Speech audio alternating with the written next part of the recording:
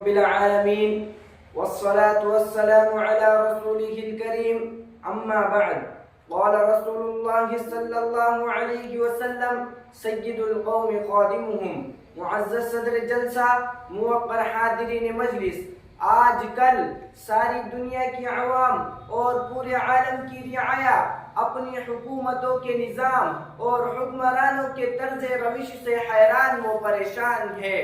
جی ہاں، آج کی تڑپتی ہوئی دنیا کو اسلامی طرز حکومت کی ضرورت ہے۔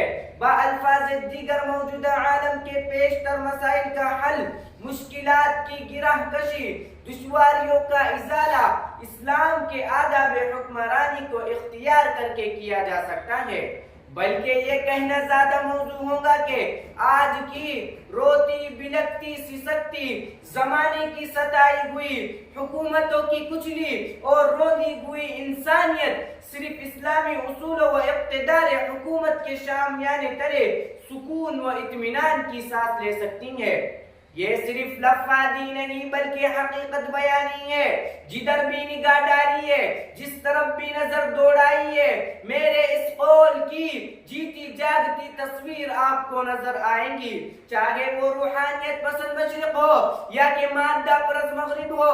ہر ملک، ہر ریاست، ہر صوبے اور ہر تعلقے میں آپ کو یہی منظر دکھائی دے گا کہ حکمران طبقہ خوشحال اور عوام خستہ حال ہے۔ جی ہاں، ارباب حکومت تو قومی خزانے سے عیش و عشرت کر رہے ہیں اور عوام دو وقت کی روٹی، سطر ڈھانپنے کے لیے لباس اور رہنے کے لیے مکان کو ترس رہے ہیں۔ اصحاب اقتدار ملک کی دولت سے کوٹیاں تعمیر کر رہے ہیں اور وہاں کے باشندے ٹوٹی ہوئی جھوپڑی کی حسرت میں اپنی زندگیاں کاٹ رہے ہیں۔ لیڈران قوم سلطنت کی آمدنی سے جائیدادیں اور جاگیریں خرید رہے ہیں اور رعایا دفن ہونے کے لیے 4 ہاتھ کفن اور 2 گز زمین کے لیے حیران و پریشان ہو رہی ہے۔ ان کے کتے متنوع غذائیں کھاتے ہیں اور ان کی عوام دانہ دانہ کو ترستی ہے۔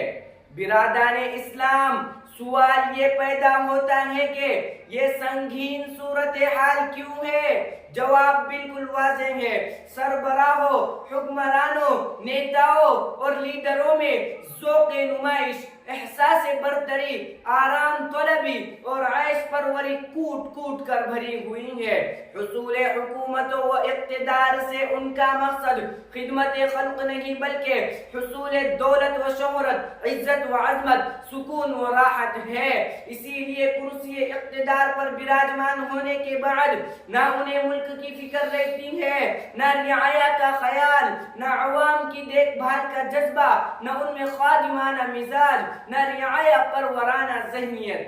حضرات، دنیا نے دیکھا ہے کہ پیغمبر اسلام کے ماننے والے اس فرمان کو عملی جامہ پہنا کر دنیا پر یہ ثابت کر دیا کہ حکمرانی کے نقشے میں کار خدمت کرنا، تخت شاہی پر ہوتے ہوئے فقیری کرنا کچھ مشکل نہیں ہے۔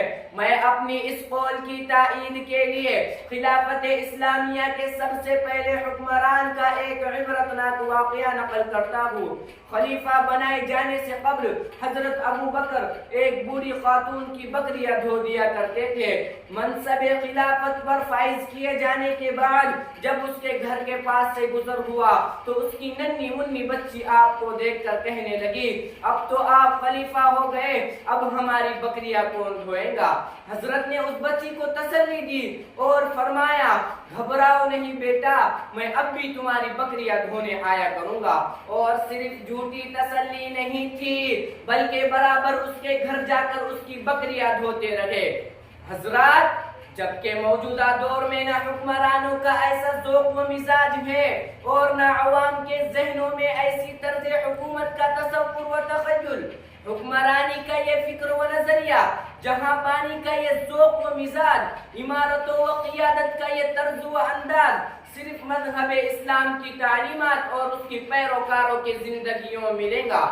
آپ تاریخ عالم کا جائزہ لیجئے، اقوال عالم کے اتہاس کو کھنگالیے، صرف اسلام کے ماننے والے حکمرانوں کی زندگیوں اور سیرتوں میں حکمرانی کا یہ طرز و انداز ملے گا۔